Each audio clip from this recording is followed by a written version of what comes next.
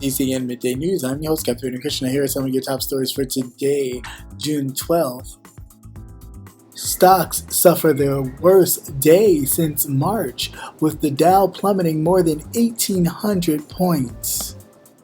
The Senate Judiciary gives Graham sweeping subpoena powers in a review of the Russian probe. Seattle mayor tells Trump to go back to your bunker after he criticizes her handling of protesters. A U.S. recession began in February in the face of coronavirus.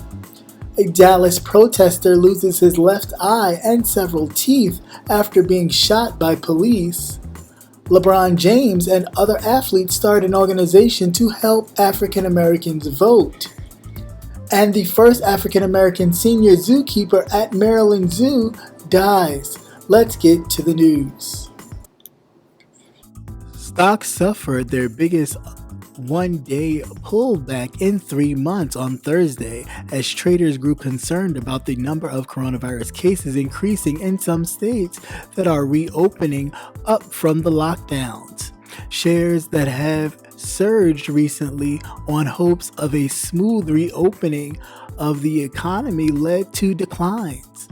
The Dow Jones Industrial Average plummeted more than 1,861.82 points, or 6.9%, to close at 25,128.17. The S&P 500 slid 5.9% to 3,002.10, and the Nasdaq Composite dropped 53.3% to end the day at 9,492.73. The major average posted their worst day since March 16th, when they all dropped more than 11%. The S&P 500 also logged in its first 3 days of losing streak since early March. The traders jumped airlines, cruise operators, and retails after piling onto names over the past few months amidst expectations of a swift economic recovery. Shares like United Airlines, Delta, American, Southwest all dropped more than 11%. Carnival Corp and Norwegian Cruise Airline shares fell more than 15.3%. Gap and Kohl's shares closed lower than 8.1% and 11.2% respectively. Concerns about a second wave of coronavirus has risen as the U.S. pushes deeper into reopening. Texas has reported 3 consecutive days of record-breaking COVID-19 hospitalization. 9 California counties are reporting a spike in new coronavirus cases or hospitalization confirmed cases. The Secretary of Treasury, Steve Mnuchin, told CNBC Jimmy Carter, however, that we cannot shut down the economy again.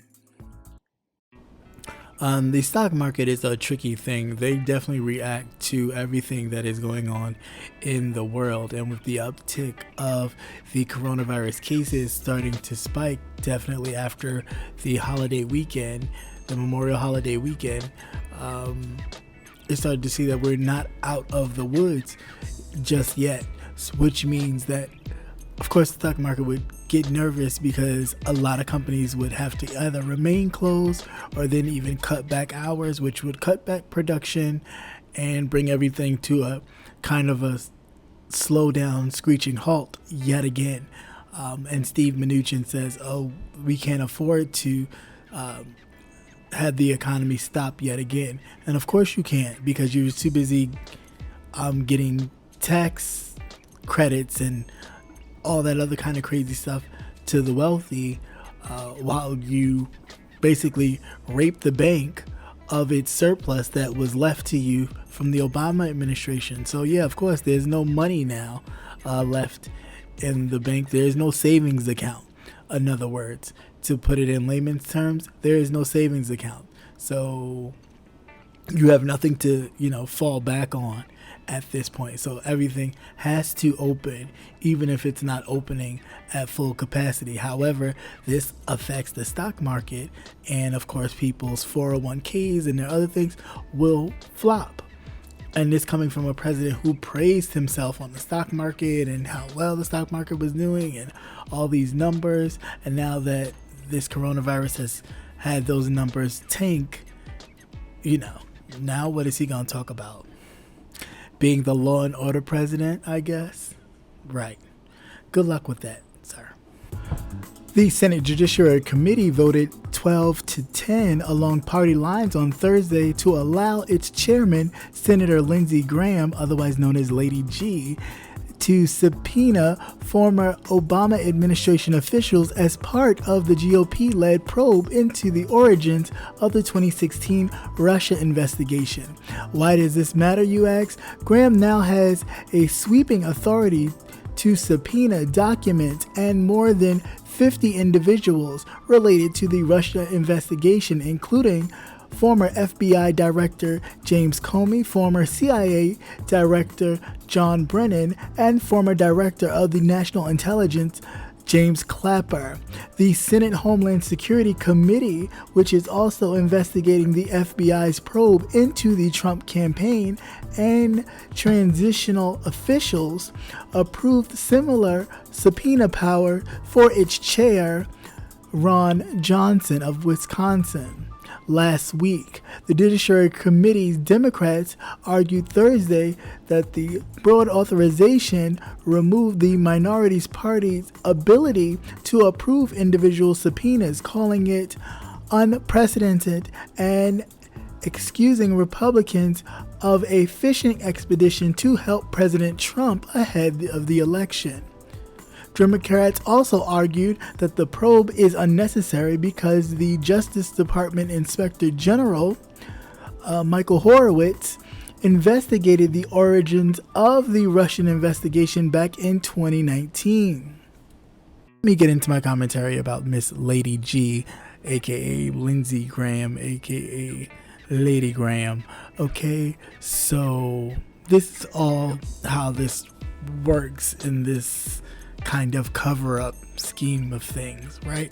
So Lindsey Graham, who is the chair of the Judiciary Committee, who took the spot from Chuck Grassley, who was also Trumper a little bit, but more Republican than anything. He'll just follow party lines. But Lindsey Graham is a Trumper, like cover up and bury the bones. So therefore, Chuck Grassley stepped down so Lindsey Graham could ascend in his spot, right, to help cover up. This is where it gets worse. Lindsey Graham, Lady Graham, hey girl, was just given subpoena power to subpoena people from the Obama administration, up to 50 people, like James Comey, the list goes on and on, John Clapper,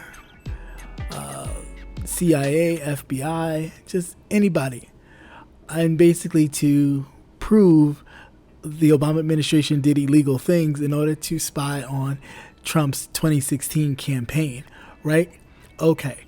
But however, remember that the Intel chairman for the Senate was whom? Burr, the senator who had to step down for the insider trading, right? He was not going to go after the Obama administration. They had proven that they didn't do anything illegal, that everything that they had done was by the book. I mean, they could have, I guess, notified some people on the other end to let them know that they were doing it, but they didn't have to. So it was nothing that they did necessarily was illegal. However, now that Burr has stepped down, there is nobody to combat Lindsey Graham on the end of the Judiciary Committee. So that's why Burr, his secret of insider trading, which I think was a setup to begin with, came out and exposed him and forced him to step down, which helps the cover-up continue. Just my thoughts. The mayor of Seattle on Wednesday told President Donald Trump to go back to your bunker after Trump appeared to suggest that he would intervene in the city's growing protests and call for law and order. Take back your city now. If you don't, I will, the president warned Washington's Governor Jay Inslee and Seattle Mayor Jenny Bunkin on Wednesday. This is not a game. Trump also claimed that these protesters, who he called domestic terrorists, has often taken over Seattle. The president has threatened to use active military to trample down the protest, and he has encouraged governors to deploy National Guards to help assist with demonstrators. Some of you may know, or some of you may not know, the president of the United States is a misogynistic pig, and of course, he can let male governors handle their particular states how they choose and not really say anything or don't really cut too deep. However, for this female mayor of Seattle, he had some choice words for her, and told her that she could not handle the protesters, that he was going to send the military in to handle it for her, being that he is the law and order president. She basically told him, why don't he go back and hide in his bunker? So you know that doesn't sit right well with him, always trying to be the macho man, because of course his, he has such a big ego, as Beyonce would say, but I doubt it. Anyway, so yeah, that's basically what's in with that. It's funny to see him really go after women, especially, even though she happens to be a white woman, but especially women of color. He really has a thing to go after, call them nasty and all types of names, which is definitely in his repertoire of things, but he is the lowest of the low, and it's time to let him and others like him know that your time is up, sir. Your time is up, your era is up, your century is up. I bid you adieu, and it's time to move on. It is 2020, folks. The U.S. economy entered a recession in February as the coronavirus struck the nation, a group of economists declared on Monday, ending the longest expansion on record. The economists said that the employment, income, and spending peaked in February and then fell sharply after a viral outbreak shut down businesses across the country, marking the start of the downturn after nearly 11 years full of economic growth. A committee within the National Bureau of Economic Research, a trade group, determines when recessions begin and end. It broadly defines a recession as a decline in economic activity that lasts more than a few months. For that reason, the NBER typically waits longer before making a determination that the economy is in a downturn. In the previous recession, the committee did not declare that the economy was in a recession until December of 2008, a year after it had actually began. But in that case, the NBER says that the collapse in employment and incomes was so steep that it could make a decision more quickly to determine that we were in a recession.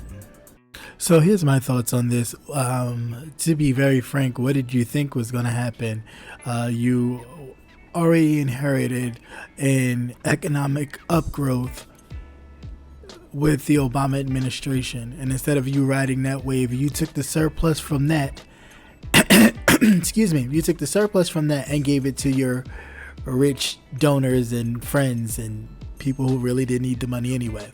And then you turn around, and of course, due to that was already a big no, but then you turned around and the COVID-19 hit. Well, you ignored it, but then it hit hard to the point where you didn't have to shut business down, and then you wind up giving a stimulus out.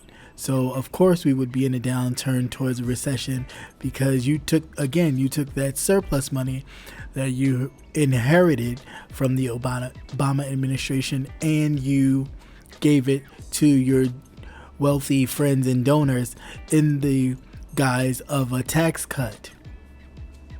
So of course that was going to happen.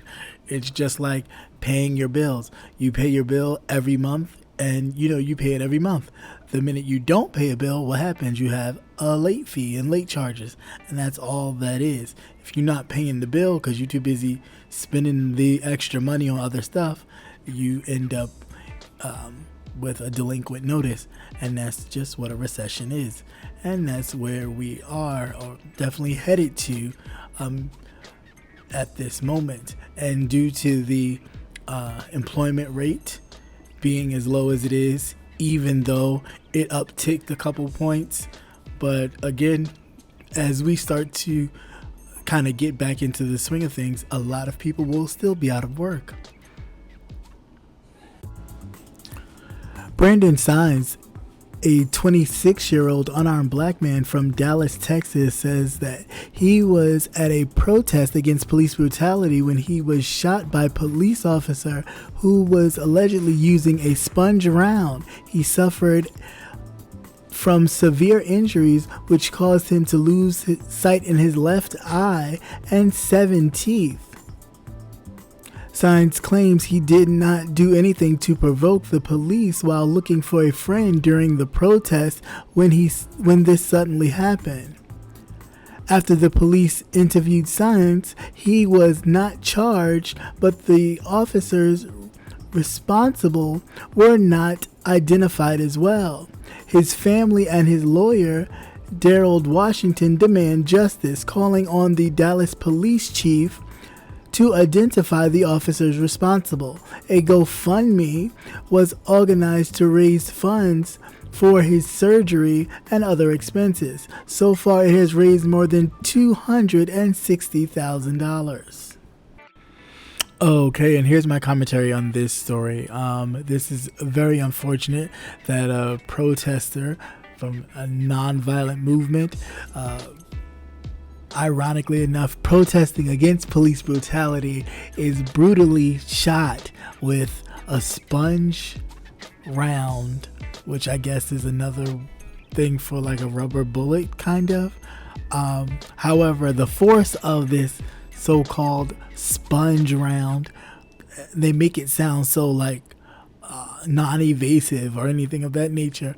Obviously, the force from the actual gun was enough. These shots was enough to not only permanently blind this young man in his left eye, but knock out 7 of his teeth. That's ridiculous. That is the whole point of even having these uprisings the way they are. The level of brutality is beyond words. When you can see the difference in them coming fully armed to the teeth to a peaceful protest because it involves people of color, then I just saw a march of white supremacists, and the officers are like so far back it's not even funny, and they're looking around, almost some of them with pride in their eyes as they see these, the KKK is here to stay kind of thing. It's ridiculous. The level is so different, and that's why it does need to be revamped completely. It may take a while till it gets to where it needs to be, but something needs to be done. This is getting to the point where it's really being very clear where the lines are drawn. So you're either on one side or you're on the other. NBA superstar LeBron James has partnered with other black athletes and entertainers to start a group aimed at protecting the voting rights of African Americans. The New York Times reported the organization, called More Than a Vote, will pair up with other voting organizations and work to help get African Americans to register to vote and cast their ballot in November.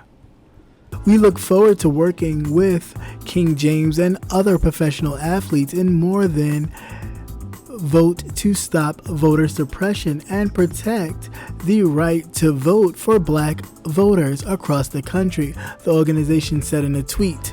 In Georgia, heavily African American counties in and around Atlanta face voting troubles Tuesday that some activists and community leaders say was intentional. Hundreds stood in line for hours, often past the scheduled polling time for closing. Multiple locations had difficulties with machinery that were not working or provisional ballots that were in short supply.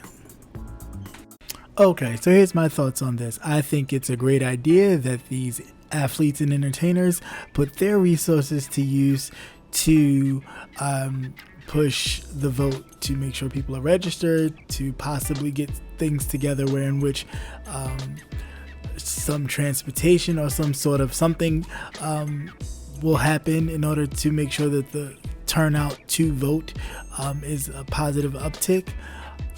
But my only issue with just the whole idea is, why hasn't that become a thing for these athletes and entertainers and things to do to help the community, to give back to the community? As far as like LeBron James started a school, okay, how about some housing? How about businesses? How about putting your money together to give business loans to people to open businesses in the community, for commercial businesses to actually have